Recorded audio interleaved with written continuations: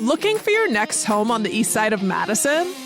Welcome to the Canopy Collective, a vibrant community proudly managed by Focus. Choose from spacious 1, 2, or 3-bedroom apartments that offer comfort, style, and plenty of room for your pets to feel at home too. You'll enjoy world-class amenities like pools, dog parks, playgrounds, and more. Everything you need right where you live. Focus is on a mission to elevate the resident experience in every community they serve. Discover the Focus difference and find your dream apartment today at rentwithfocus.com.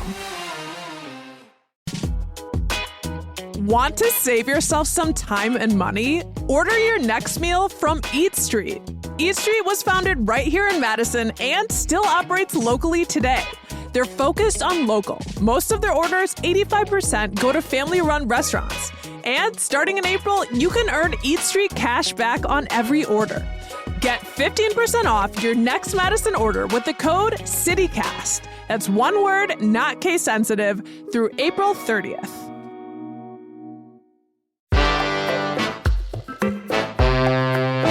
Today on CityCast Madison. It's the first of the month. Wake up, wake up, wake up. It's time for our monthly guide. The crew, me, executive producer Haley Sperling, and newsletter editor Rob Thomas brought our top picks for things to do, see, and eat this April. Let's get at it.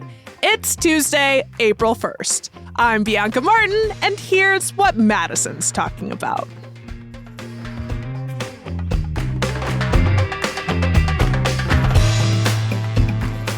All right, I'm here with the executive producer of the show, Haley Sperling. Hello. Hello, Bianca. Happy April. Happy May. Oh, I'm just kidding. Wait.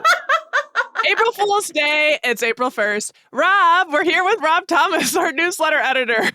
I literally fell for that. I literally was like, Bianca doesn't know what month it is. Yeah. I can't believe I was such a rube. I was like, well, Haley said it, Happy April right out the gate. I was like, I was going to get you in a second, but here we are. It's April, which is crazy. And I'm happy that the flowers are going to be coming soon, not going to lie. But outside of flowers, there are even bigger things on the roster for April, right, Haley? Oh, yeah. Oh, yeah. Today is April 1st, which means it is Election Day and not April Fool's. It is April Fool's, but go vote. That's no joke. No joke at all. I know it may feel like we are kind of beating a dead horse with this, but like it's so important. So in this here April guide, my thing to do is to vote. Yay, democracy. So as a quick refresher, I'm just going to go through this super fast because like I said, we've done all the coverage. It's all out there. You have the resources. But if you need a quick refresher, I got you right here and now. So here's who you'll be voting on starting at the state level. Supreme Court.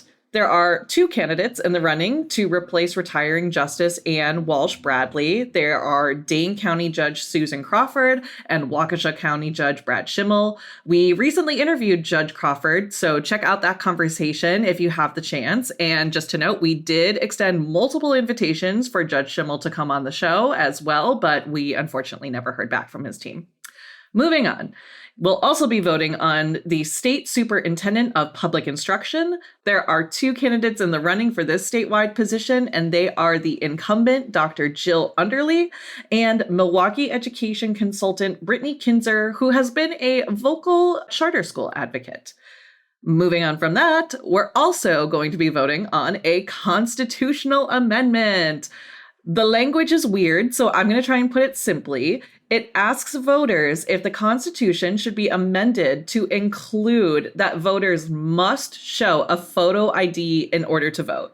And as we all know, Wisconsin law already requires a photo ID to vote, but putting this language in the Wisconsin Constitution would make it much more difficult for anyone to try to challenge that law. So that's what a yes vote would do, is enshrine this law in our Constitution. A no vote means things would stay the same. Voter ID would be required nonetheless.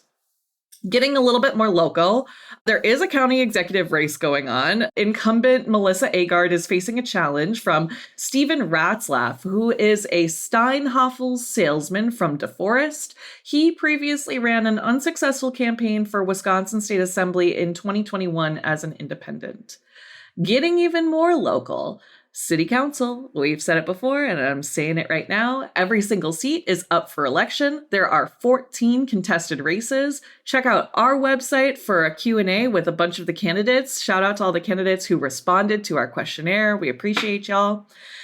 There's also going to be a school board election. There are 3 seats up, but only one race is contested, and that contested race is between local disability rights advocate Martha Saravo and Fitchburg engineer Brett Wagner. We produced a show recently interviewing both of the candidates, so be sure to check that out for more details and to get information on their platforms. So, yay, now we know the races. That's half the battle. Make sure that you are registered to vote. Do you know where you vote? Do you have the right ID? As a reminder, Wisconsin offers Election Day registration. You will need proof of address for that, but to find all that information, to find your polling place, to get examples of proof of address, go to myvote.wi.gov.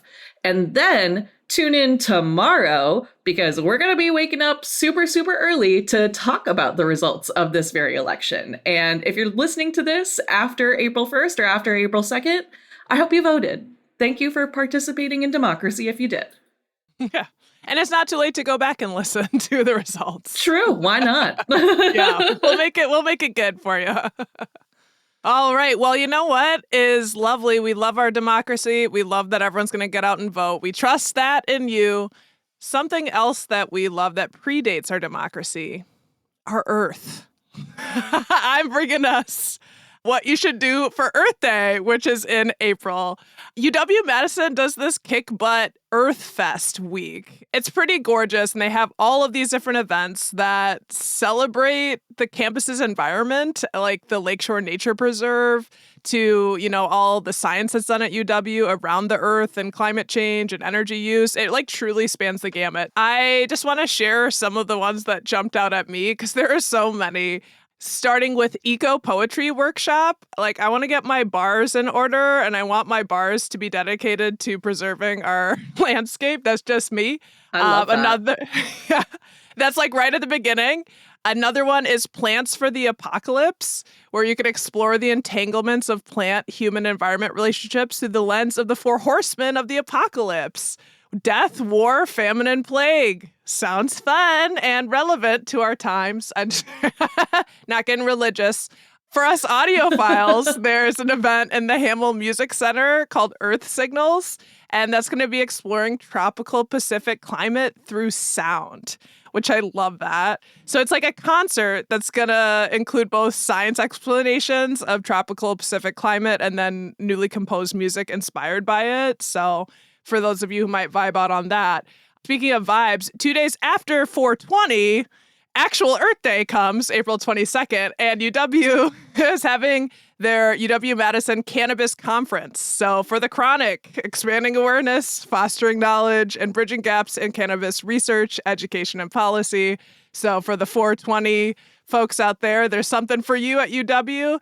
And just there's a million other things going on, including a plant giveaway and pot swap. There's an event around, looking at your tap around PFAS. There are tons of volunteering opportunities. There's a trivia night. Another one that I was excited about is going on a nature walk, appreciating the spring wildflowers at the Lakeshore Preserve. It all sounds like a dream. So that's my recommendation for April to do, is get involved around Earth Day. And the pot swap, we're talking about planted things that hold plants. Yes. Oh, good point. We just went so smoothly from 420 into there's also a pot swap. Yes. Just clarifying for our listeners who might be of another. Yes. And also, I know I talked about the 4 horsemen of the apocalypse and not getting religious, but hey, sometimes we can talk about religion. Well, speaking of which, there is a play coming to Forward Theater called A Case for the Existence of God, which I do not think is a religious themed play based on the reading I've done, but I think it is very timely and tied into, as we talk about our turbulent times and the importance of like human connection with other people. You know, Madison has its share of big theater productions coming to town, like that Neil Diamond musical that was here a couple of weeks ago. But like for me, sometimes the best theater is just like two people on a stage, a tight 90-minute play, you know, one set, no bells and whistles. And that's what this is. A Case for the Existence of God opened at Forward Theater in the Overture Center Playhouse last weekend. It's running through April 13th. The showtimes are usually Wednesdays through Sunday. And the 2022 play was written by Samuel D. Hunter. And this production is directed by Forward's artistic director, Jen Ophoff Gray. It takes place in a loan office in Idaho, and with not usually the most dramatic of locations, but it's basically, like I said, a two-character play. The actors are Josh Krause and Jamal James. Both are favorites at American Players Theater in Spring Green in the summer. And it's about a loan officer and a guy applying for a loan. And it starts out with the two of them talking about the loan and the weird, complicated conditions of the loan. And then it moves past it. And they have kind of a personal connection. They start talking more about their lives. And it sounds really great. And the two actors, I guess, have great chemistry. The play has gotten rave reviews everywhere else. And I think it's one worth checking out in the spring. And, you know, especially this time, we might need a little bit more solace. And alone. Everyone need more money. That sounds great. That like really does sound great. Yeah. There was a play they did last year called The Garbologists at Forward about two sanitation workers. It was a similar thing where it was just two characters on stage and it was really great. So this sounds like the same kind of thing. Yeah. People really like that one. Now that you bring it up, yeah, people really like that one. And Forward, they're always putting on really great stuff.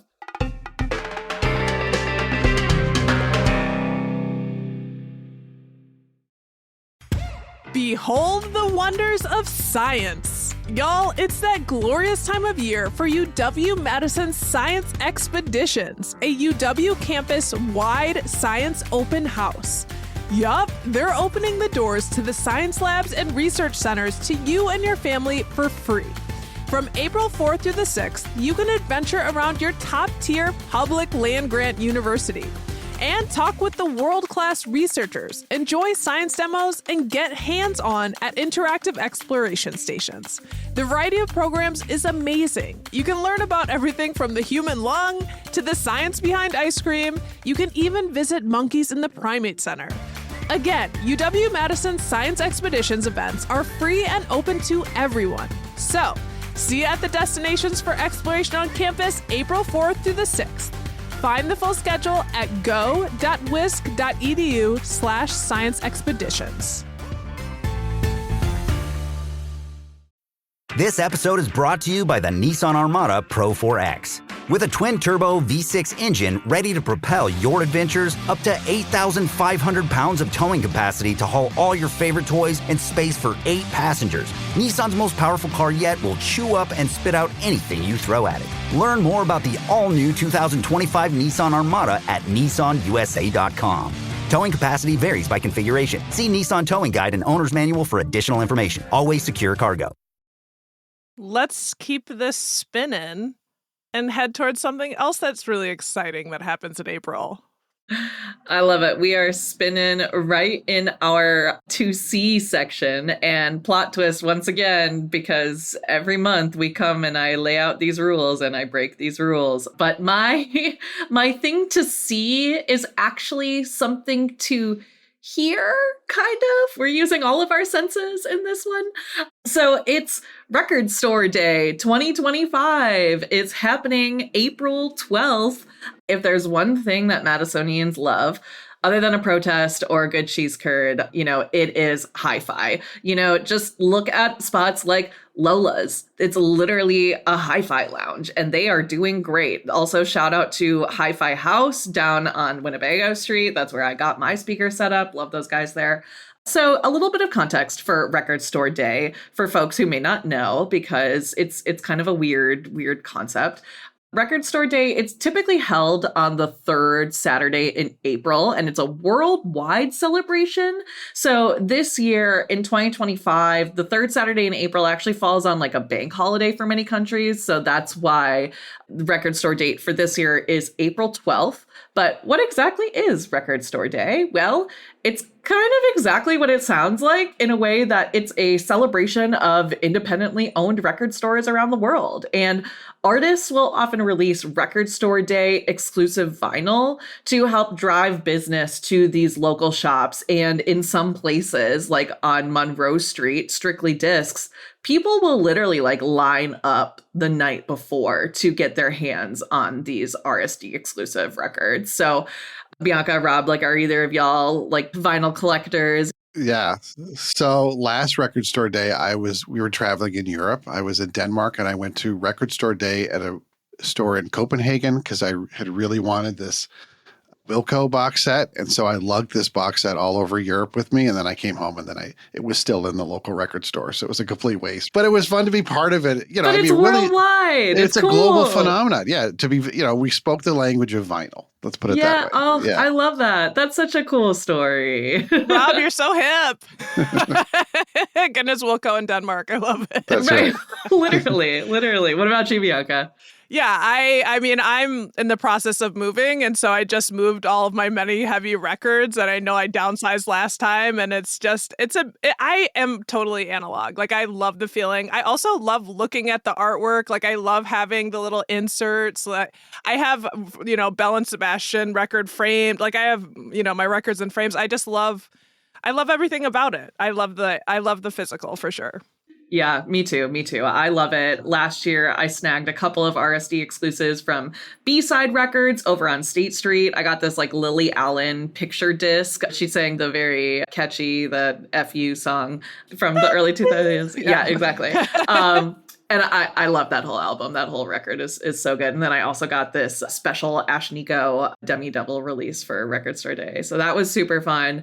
And I'm with you too. I love just the analog sense of music and being able to truly focus on an album, I guess, when we have this world of streaming at our fingertips, like things like Spotify, which I use every day. I kind of just like take the album for granted because I can just hit skip. I can go to the next song. I can go to a completely new artist. I can go to a completely new genre just within the span of a moment. And being able to actually sit down and listen to a record in its entirety, it's just kind of a special experience and just helps me at least personally reconnect with the music. And of course, I'm sure there's going to be a lot of lines out there for this Record Store Day. Prepare. There is a Taylor Swift folklore exclusive coming out. So Swifties, behold, be nice to each other. There's always something to do. The Swifties are ready. It's like us that needs to be. The people are not Swifties who need to behold. That's so true. Everyone who's not a Swiftie, be nice to these girls. They're there for one record. Let them have it. And then you can get on with your day. And, also while we're on the subject of music, I also want to give a quick shout out to an upcoming event put on by one of our sponsors, the Madison Symphony Orchestra. On April 11th, they're hosting the MSO After Dark with a special twist. There's a Lego building contest, which I kind of love. It's fun. You can find out more information on that one at madisonsymphony.org. And all of the Record Store Day stuff you can find either via the Record Store Day website. There's a whole list of the exclusives that are coming out, and then a bunch of different local participating shops. As I mentioned, Strictly Disc, B-Side, there's Mad City Music, and a few more out there for Madisonians to get their hands on. I've got something to see that is very in line with Record Store Day. I feel like there's a lot of overlap for the communities wanting to get out for Record Store Day for this one. The 2025 Madison Print and Resist Zine Fest. Yes. Vive la resistance. I don't know if everyone would say it like that, but resist. And that's on Saturday, April 26th. from 11 a.m. to 4 p.m. at the Madison Public Library Central Branch. I hear you, I know, Haley, you know about this. Rob, you probably know about this as well. Zines are those fun little, artsy cartoons that people make and little stories, and they've got messages, and maybe some of them don't have messages, but they're really, really neat and fun to buy and support and just to see the variety of. So this Zine Fest has all kinds of local artists and creative minds, dozens of regional artists, writers, printmakers, and advocates for this day-long festival. And the whole point is to create, quote, transformative and transgressive DIY publishing and printmaking. It's a cause to get behind. But also, if you go, some of the makers will be there and they can talk about their work. The event is free to attend and open to the public. Do you guys have any relationships to zines? I'm so glad that you actually brought this up right here and now, because I actually do keep my zines on the same shelves as my records. Like, it makes a lot of sense. It's just that physical media. It's so niche. My favorite zine that I own and that I actually did buy from the Print and Resist Fest probably 2 years ago, I think. It's this like little zine of horror movie stills that this artist created in Illustrator, and it's all black and white. And they just did this little detail of this one little red bead that is attached to the zine, and it looks like a little drop of blood that's coming out. And so that's my favorite. I love it. I've been a couple of years, and it, like you mentioned, it's just the makers are there. It's a lot of really cool people, fun folks to talk to. Also, shout out to the library. We love the library. They're always great hosts and stewards of this event. And Viva la library! Exactly. Like, literally, exactly. I love this event, and I'm so glad that you brought it up. I mean, I'm saying it jokingly, but somehow libraries do need people shouting out, like, long live the library, let's support our libraries. They're Absolutely. Literally right now, fighting for money. But we're not talking about that. We're talking about zines. Rob, do you have any relationship to the zine world? For me, zines are things, I think of the ones that were made in the 80s back when I was in high school, where they were like mimeographed, and the quality was terrible, and but they were cool and indie. So like the one you described, Haley, it's really interesting. I think I'm behind in this. I think I want to go and check out the new generation of zines and all the cool things that the printmakers and artists can do. I think you'd like it. You'd like it. Yeah. There is a diversity, though. Like, you still can get the, like, really, the cheap-looking ones. Right. Something more. Absolutely. There's the whole range. I actually have a funny little anecdote with my Madison zine experience from probably a decade ago, but an ex-situationship, we'll just say, after we stopped hanging out. They were in a book of zines, and they're like in the local creative scene. And I ended up getting my hands on one of them. And a statement that I made to this ex-situationship was prominently featured in it. And I was like, I wasn't attributed, but it was a unique statement that came at a very unique moment. I'm not positive it's about me, but I'm pretty sure. And I tell the whole story, but that's for CityCast After Hours.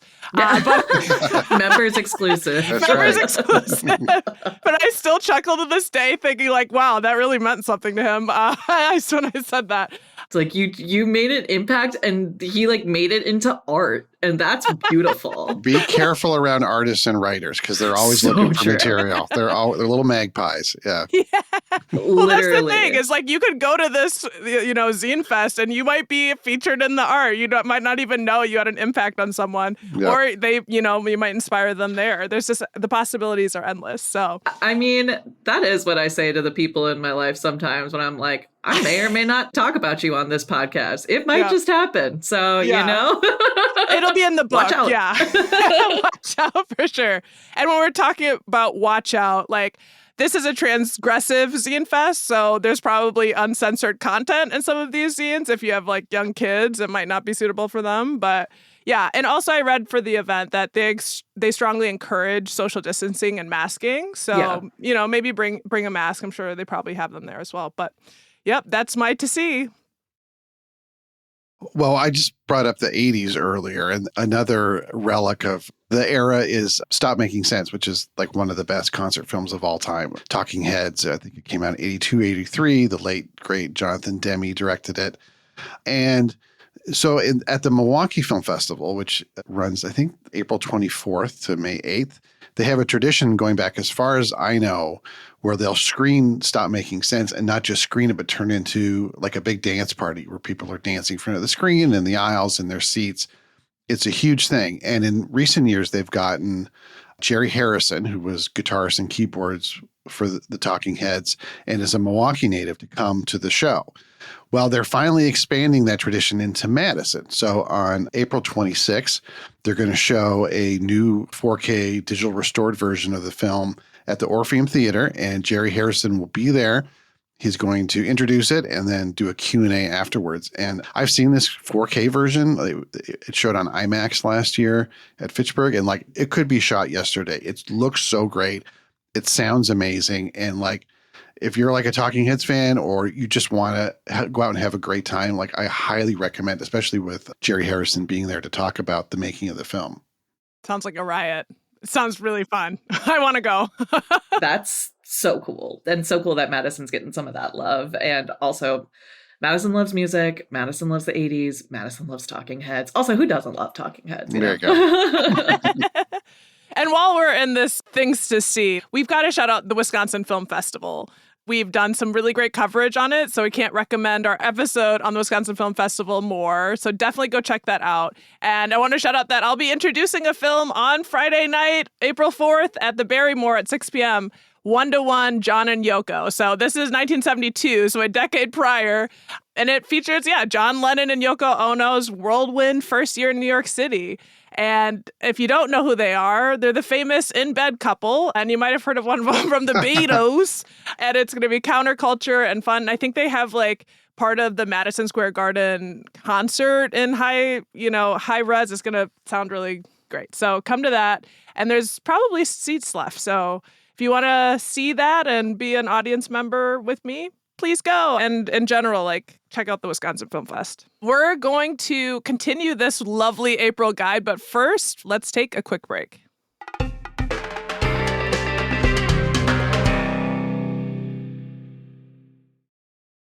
This episode is brought to you by Loom by Atlassian.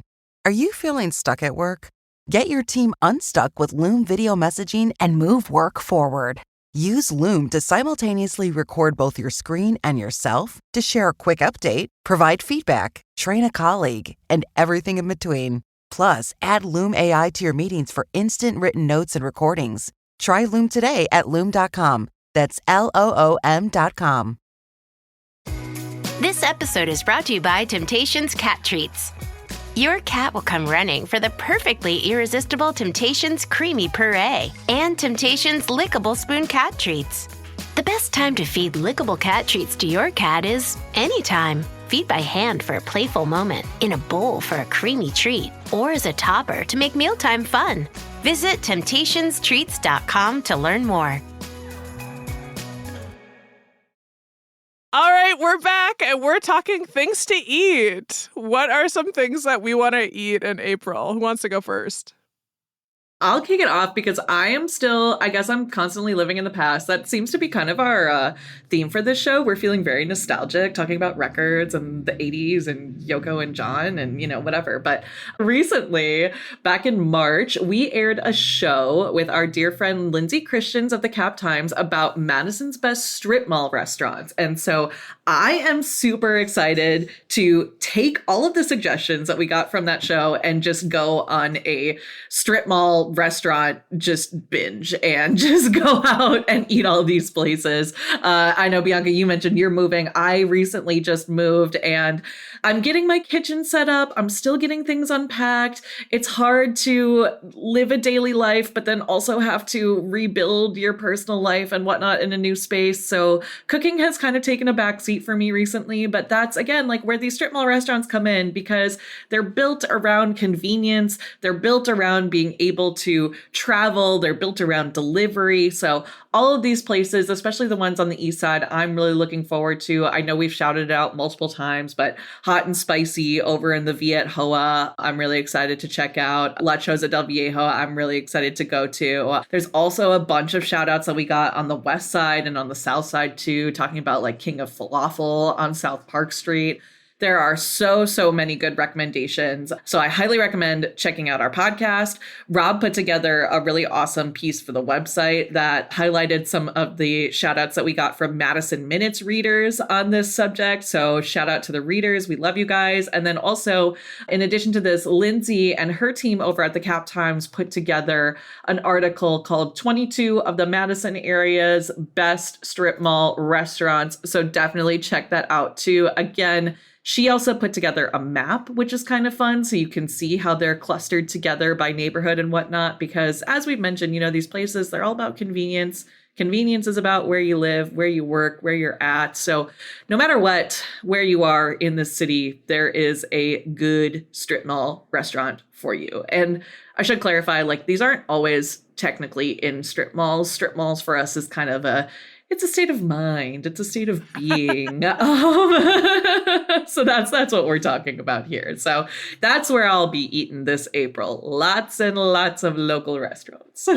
I love it. I just pictured us, because we want to be controversial and get y'all's attention. We're going to bring back the pedal bus, or what are those called? Pedal pubs. Pedal pub, and go to all the spots using the map. I honestly have never been on one, and I remember being yeah, those are annoying as heck, but I would love to do that with you guys. I've been on one. It was quite an experience. You think you're very cool riding those. You think people will be very happy to see you, and that's not the case. They're not. They're really not. If we have a sign like CityCast Madison, people are what are they doing? Man, I've got a spot that was recommended to me that I'm going to tell the world about, because the recommendation came at me loud and hot. A new spot over in Easttown Mall called Kirill Hut Korean Grill and Hot Pot. It sounds really good. So my friend Dylan just had a birthday, and he had his best buds come into town and take him there. And they were raving wide-eyed, Bianca, you have to try this. It's all you can eat. And it's the whole experience of having the grill at your table to cook the food right in front of you. So the beef, chicken, pork, seafood, you can go veggies like daikon, eggplant, pineapple slices that I'm just really scratching the surface here. And they've got soup bases, including tom yum, miso, tonkatsu, mushroom-based soups. The moniker on their site is, quote, the best Korean barbecue and hot pot you can get in town. And it's a new spot, and I want to try it immediately. That sounds so good. I'm constantly looking for different hot pot places and whatnot, because everything you just listed sounds amazing. And suddenly I'm really, really hungry. I've been really hungry, but I'm really, really hungry now. Yeah, and the guys are, I was talking to my buds, they all kind of have worked in and around or still work in the food and drinks industry. Mike Liu is an old friend of mine too, who was visiting, and he was one of the lead bartenders at Merchant. And so I just trust their opinion. And he was looking at me I'm giving you the wisdom of my family. Trust me, you have to try this right now. So I definitely... I want some Korean barbecue, and that's my next spot. Same. Let's go. Let's go right now. We're taking the pedal pub. Taking the pedal pub to some Korean barbecue. Yes. We'll be there in 40 hours. We're taking it into the mall. Yeah. And then it's going to be a Paul Blart, mall cop. It's going to be a whole thing. I love it. I love it. Well, in case we need coffee the next morning after our pedal pub barbecue adventure, one of my favorite coffee shops in town is Café Domestique. They've been around, I think, about 5 years. They have a shop on Willie Street, and then a really nice location inside the North Street space on the north side. And I've gone there and worked a couple times and really enjoyed it. But neither location is really very convenient for me down in Fitchburg. So I was really happy to hear that they're opening a third location in April on Allen Street, just off Regent Street, near West High School, which is an area I'm at all the time. And that space used to be where the Heights Kitchen was, if you remember. And they've started they've done some pop-up dinners in that space. So they've really kept it up. And they're joining forces with Glue Glue, which is a wine pop-up store next door. MJ, she runs it, and it's really cool. So they're it's going to be a coffee shop until 3 p.m. And then in the evening, it's going to be a wine bar, which you can't beat that. So it's a great idea for the space. And I can't wait to go. And they've got a cool back area too, like an outside fenced in porch area that's got good vibes as well. Good timing in April. Yeah. And MJ is a sommelier and a gorgeous human being. So you're getting good stuff. I love that. Yeah, for sure. And I was going to say, like, shout out to North Street, because this also kind of feels like a North Street vibe, like, but instead of, going from Cafe Domestique to Youngblood, you go from Cafe Domestique to Wine Time, which I love. Right. Well, yeah. I mean, these places are great. They're like third spaces sort of first, and you just kind of go and, vibe with whatever time of the day it is. I love it. Yay. And I like getting onto that side of town because we don't really always get over there as much, like in terms of talking about spaces. And when I get over there, I'm like, oh, it's pretty over here. There are a lot of pretty houses. Nice vibes. Man, we got a lot to do in April. We rounded it up, and now I'm feeling good about life. Thank you guys so much. I love it. Thanks, Bianca. Thanks, Bianca.